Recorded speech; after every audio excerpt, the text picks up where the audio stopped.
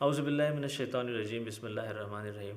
देखिए हमें शिकस्त उस वक़्त नहीं होती जब हमारा सरमाया डूबता है या हमारा कोई प्रोडक्ट फ़ेल हो जाता है या हमें इंटरव्यू में नाकाम हो जाते हैं या हमारी जॉब चली जाती है या कंपटीशन टफ़ हो जाता है।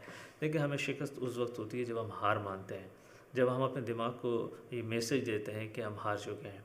इसीलिए हमें गिव अप नहीं करना चाहिए, वी शुड कीप ट्राइंग। इसी तरह हार ना मानने वाले एक शख्स की कहानी है जिसका नाम था कैरोली। कैरोली हंगरी आर्मी में काम करता था और बेहतरीन पिस्टल शूटर था। हंगरी में जितनी भी नेशनल चैम्पियनशिप्स हुई थी वो सब कैरोली ने जीता था। देखिए ये बड़ी अच्छी स्टोरी है और ये पहली दफ़ा मैंने सुनी थी कि इंडिया का बड़ा मशहूर मोटिवेशनल स्पीकर है संदीप, उसके ज़ुबानी मैंने सुनी थी and I really liked it.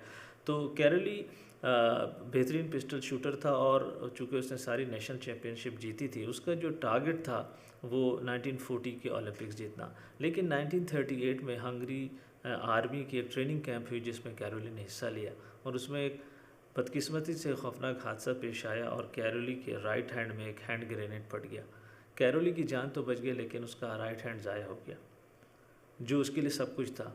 अब कैरोली के पास सिर्फ दो चॉइस थे, या तो वो ज़िंदगी भर इस पे अफसोस करते हुए ज़िंदगी गुजार देता या फिर वो उस पर फोकस करता जो उसके पास था। तो उसने डिसाइड किया कि वो उस पर फोकस करेगा जो उसके पास है, उसके बारे में नहीं सोचेगा जो अब नहीं है। कैरोली ने अपने लेफ़्ट हैंड पे फोकस किया, उसने लेफ़्ट हैंड से तैयारी शुरू कर दी। इसी दौरान एक नेशनल चैम्पियनशिप मुनक़िद हुई, वहाँ पे कैरोली पहुँचा। वहाँ पे जो कम्पिटिटर्स थे उन्होंने कैरोली का बड़ा खैर मकदम किया। उन्होंने कहा कि हम बड़ी तारीफ़ करते हैं कि आपके साथ इतना बड़ा हादसा हुआ फिर भी आप हमें अप्रिशिएट करने आए। कैरोली ने कहा कि मैं आपको अप्रिशिएट करने नहीं, मुकाबला करने आया हूँ। कैरोली ने उस चैम्पियनशिप में हिस्सा लिया।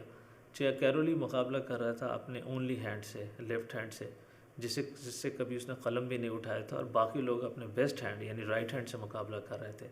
लेकिन कैरोली वो मुकाबला जीता। अब कैरोली का टारगेट था 1940 के ओलंपिक्स, लेकिन बदकिस्मती से 1940 के ओलंपिक्स मुलतवी हो गए जंग अज़ीम दोम की वजह से।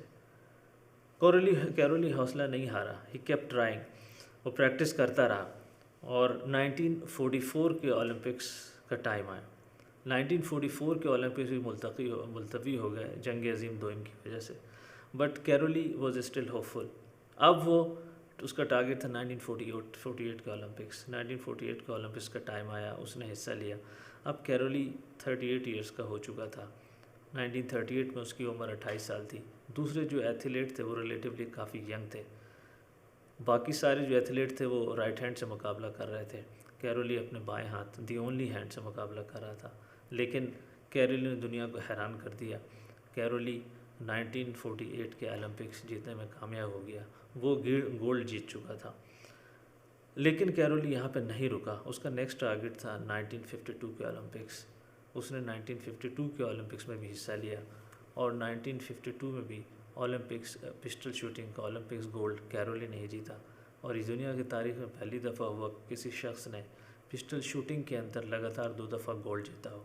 देखिए ये ऐसी कहानी है ना हार मानने की, जिससे हम सब बहुत सबक हासिल कर सकते हैं। व आखिर दावाना अनिल हम्दुलिल्लाहि रब्बिल आलमीन।